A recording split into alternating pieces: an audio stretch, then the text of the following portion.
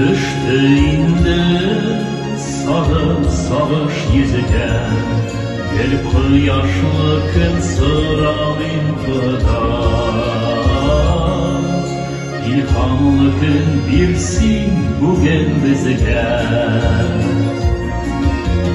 Ey dostlarım, benim duanlarım, kaygılardan sizin için yılıyım.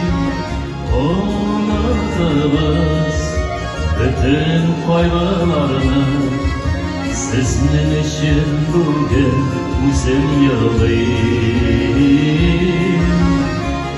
Unuttunuz bütün kaygılarını, sizin için tutanlarım jırlıyım.